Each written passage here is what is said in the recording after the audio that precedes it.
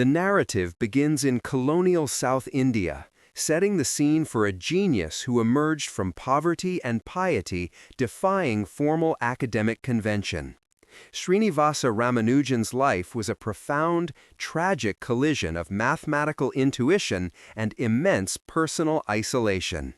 Srinivasa Ramanujan was born on December 22, 1887, in Erode, following Hindu custom at his maternal grandmother's house.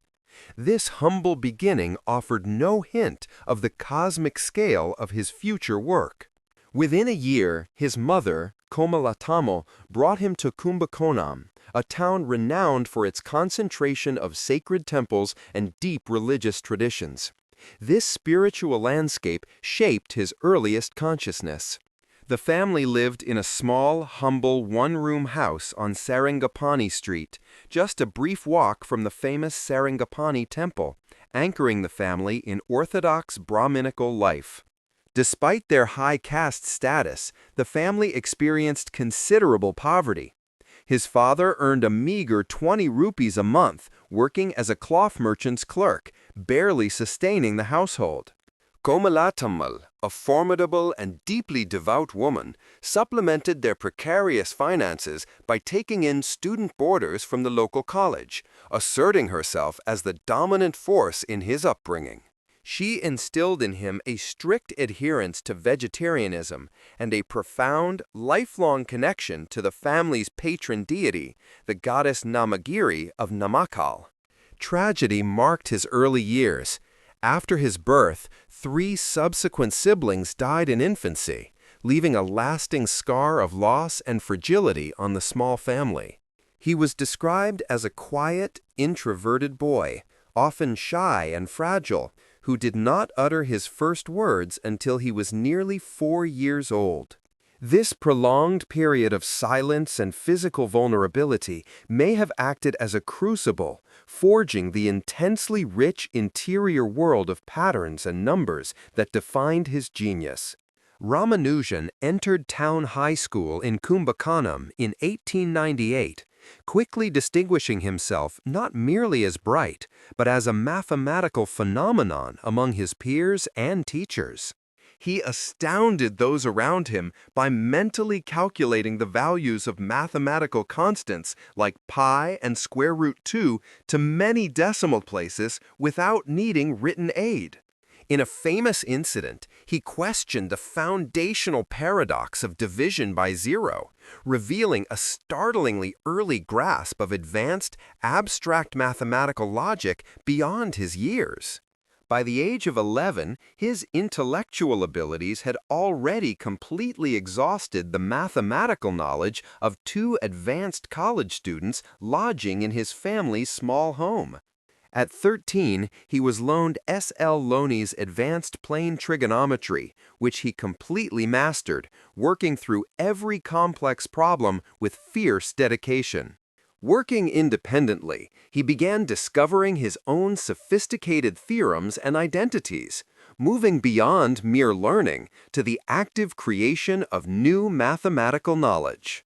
In 1903, the pivotal moment arrived when a friend loaned him George Shoebridge Carr's A Synopsis of Elementary Results in Pure and Applied Mathematics. This dense, result-oriented coaching manual, compiling over 6,000 theorems with minimal or no proofs, became the single most important catalyst for his intellectual journey.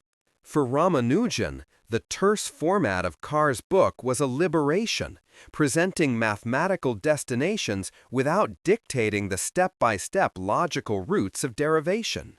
He spent months intensely poring over the synopsis, using the established theorems as springboards for his own breathtaking, imaginative leaps into uncharted mathematical territory.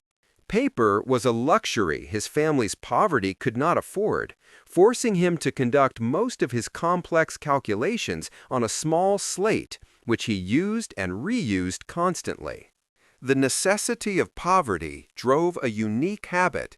He would wipe the slate clean with his elbow, retaining only the final, precious results in his notebooks, prioritizing outcomes over process.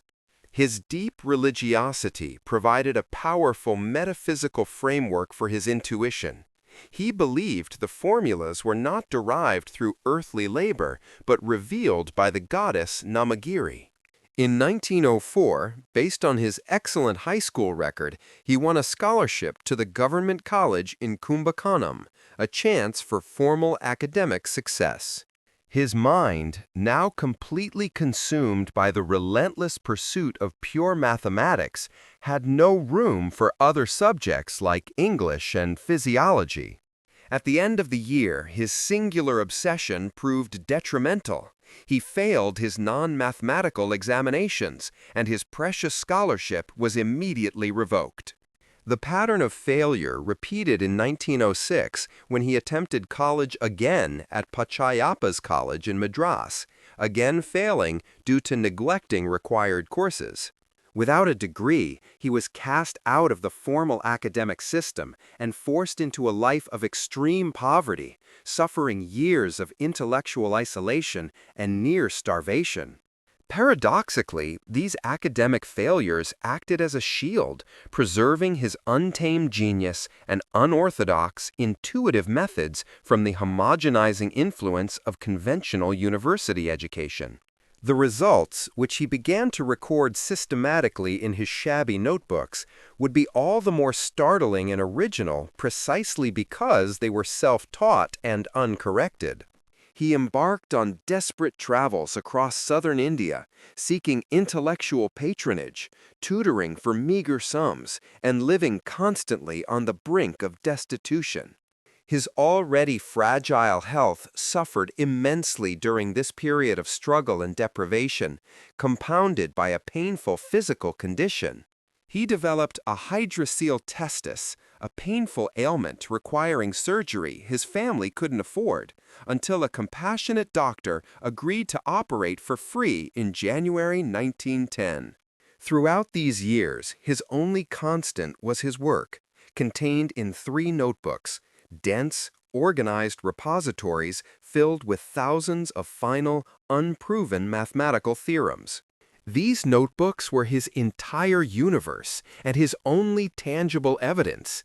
He carried them everywhere, showing them to anyone who might recognize their extraordinary hidden value. A crucial breakthrough came in 1912 when he secured a stable position as an accounting clerk at the Madras Port Trust, a lifeline offering 30 rupees a month. This modest job provided essential financial security and, crucially, mental space, as his efficiency allowed him ample time during the workday to devote to his research.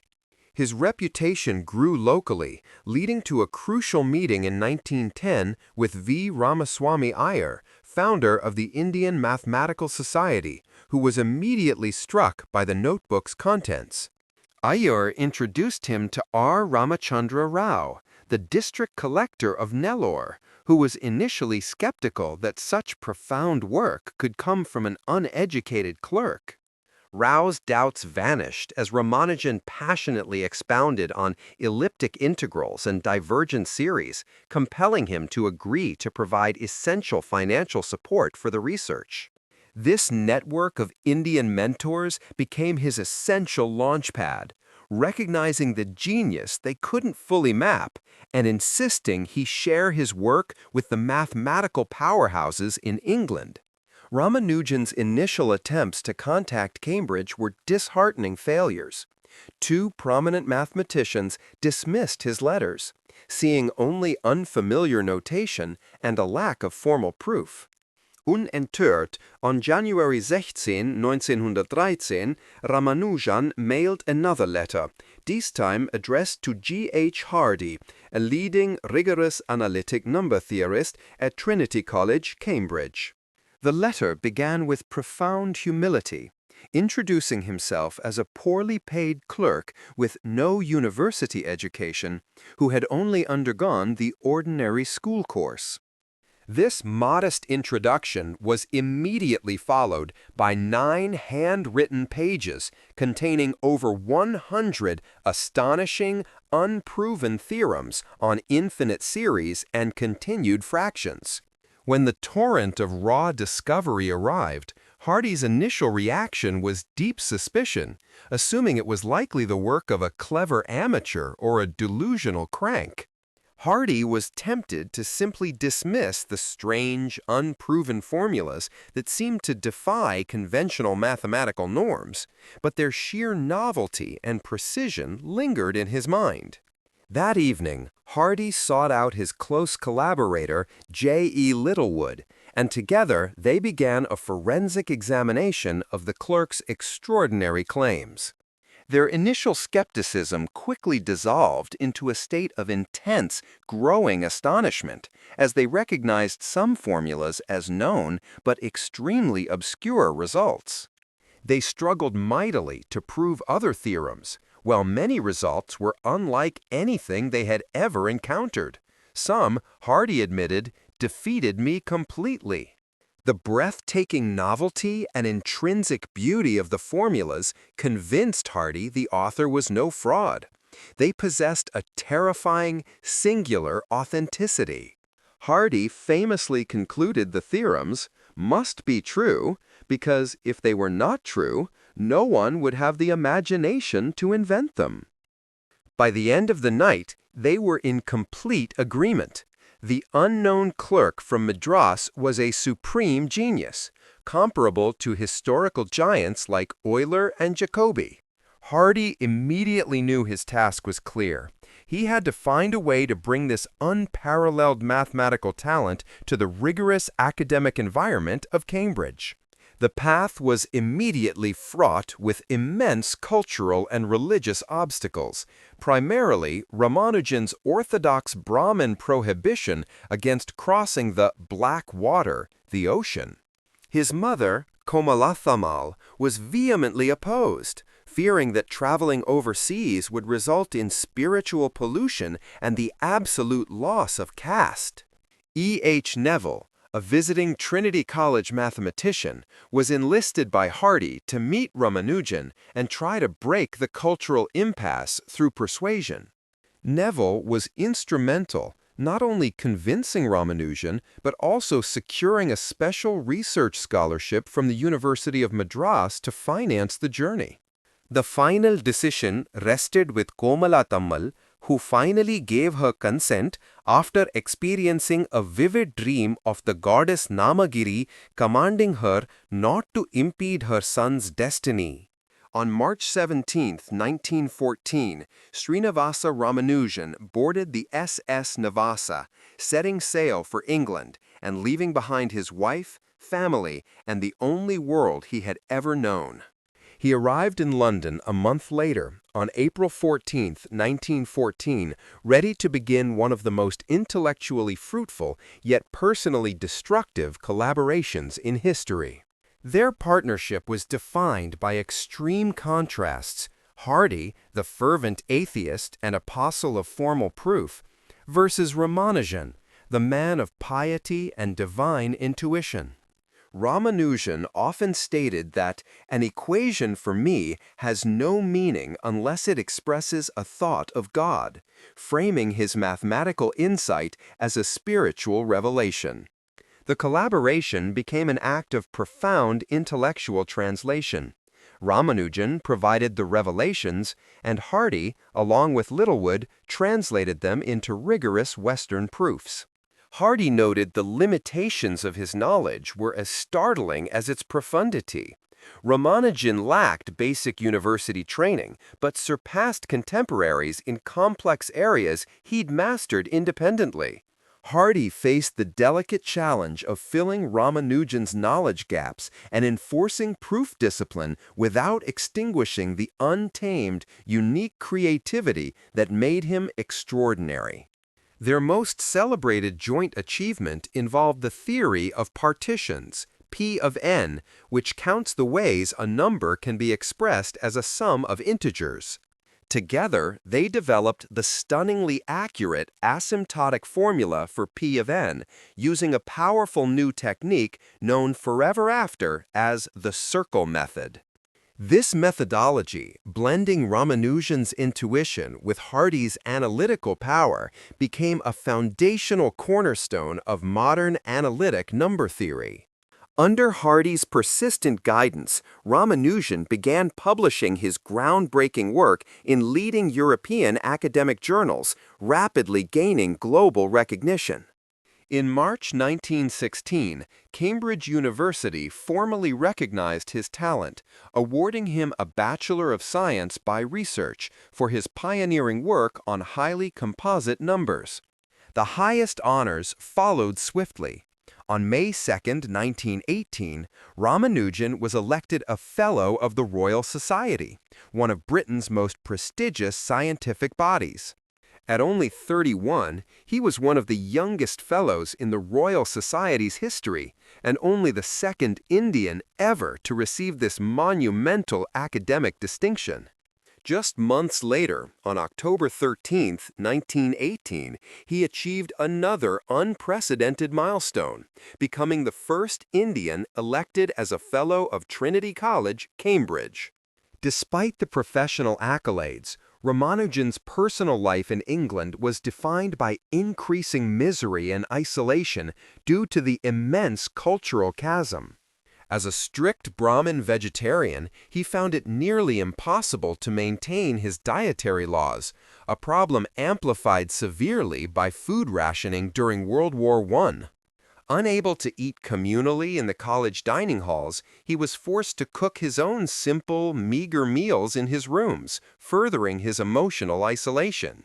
The cold, damp English climate was a constant shock to a man raised in tropical heat, compounding his physical discomfort and accelerating the decline of his fragile health.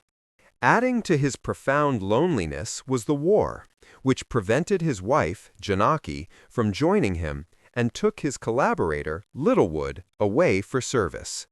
Back in India, his mother cruelly intercepted the letters between Ramanujan and Janaki, creating a deliberate wall of silence that caused him immense despair and anxiety. His obsessive work habits became destructive. He would often work 30 hours straight, forgetting to eat, before collapsing into deep, prolonged periods of exhausted sleep. The overwhelming isolation and depression culminated in a mental breakdown and a tragic suicide attempt in early 1918 when he threw himself in front of a London Underground train. The famous taxicab story captures his unique genius. Hardy visited Ramanujan, ill in a nursing home, mentioning the dull number 1729 of his cab. From his sickbed, Ramanujan immediately countered, recognizing 1729 as the smallest number expressible as the sum of two cubes in two different ways, 1 cubed plus 12 cubed and 9 cubed plus 10 cubed. The anecdote highlighted their fundamental difference. For Hardy, a number required proof. For Ramanujan, numbers were intimate friends whose unique properties he knew intuitively. Ramanujan's health began failing precipitously in the spring of 1917, leading to 2 agonizing years spent cycling through various English sanatoria and nursing homes. The prevailing diagnosis at the time was tuberculosis, a common and often fatal illness, yet his English doctors noted the perplexing absence of typical crude lung trouble. The medical mystery persisted for decades, with one doctor vaguely speculating about some obscure Oriental germ trouble imperfectly studied at present. In 1994, a modern review of his symptoms pointed overwhelmingly to hepatic amoebiosis, a parasitic infection exacerbated by his poor nutrition and stress. This medical reassessment revealed the profound tragedy. Hepatic amoebiasis was treatable with emmetine at the time, meaning Ramanujan died from a fatal misdiagnosis. Believing he had recovered sufficiently, Ramanujan sailed back to India in February 1919, arriving home emaciated and frail, yet celebrated as a national hero. He was finally reunited with his wife Janaki, who had waited 5 long years for his return, and who now became his devoted and tireless primary nurse. In this final year, he expressed poignant regret for the separation, confiding in Janaki, "If I had taken you with me, I would not have become ill." Ramanujan finally asserted independence from his dominating mother, allowing Janaki to take full control of his care during his final, rapidly deteriorating months. As his body wasted away, his mathematical mind burned brighter. In January 1920, just months before death, he wrote Hardy about a new class of objects. He called these mysterious structures Mach theta functions, providing 17 examples but no rigorous definition, a final, cryptic transmission from his deathbed. Srinivasa Ramanujan died on April 26, 1920, in Madras at the premature age of 32, a victim of a curable disease and the hardships of his extraordinary life. Due to his caste-breaking ocean voyage, many relatives boycotted his funeral, leaving his young wife, Janaki, then 22, as the sole custodian of his final, cryptic papers. Ramanujan's unpublished papers, including the work from his final year, were sent to Hardy and eventually filed away with G.N. Watson's effects, largely forgotten for decades. In 1976, George Andrews, an American mathematician, discovered a startling sheaf of 138 loose, unpaginated pages in the Wren Library, Ramanujan's Lost Notebook. The discovery was hailed as the mathematical equivalent of finding Beethoven's 10th Symphony, a treasure trove containing over 600 unproven mathematical formulas. The central puzzle remained the Mach theta functions, beautiful but isolated curiosities that baffled experts, awaiting the development of future mathematical tools. The monumental task of proving Ramanujan's thousands of claims became the lifelong work of mathematicians like George Andrews and Bruce Berndt, contextualizing every startling entry.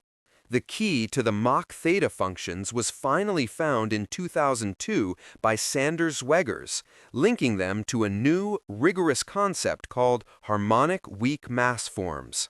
This breakthrough provided the long-missing unifying framework, finally allowing the full power and structure of Ramanujan's final defiant vision to be understood. Astonishingly, in the 1970s, physicists found that calculating black hole entropy required partition theory, the subject of Ramanujan and Hardy's greatest collaboration.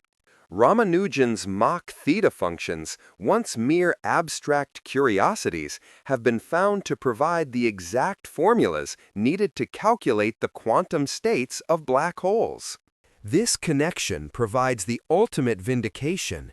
The abstract patterns he saw, attributed to his goddess, were the precise language required to describe the cosmos' most mysterious objects.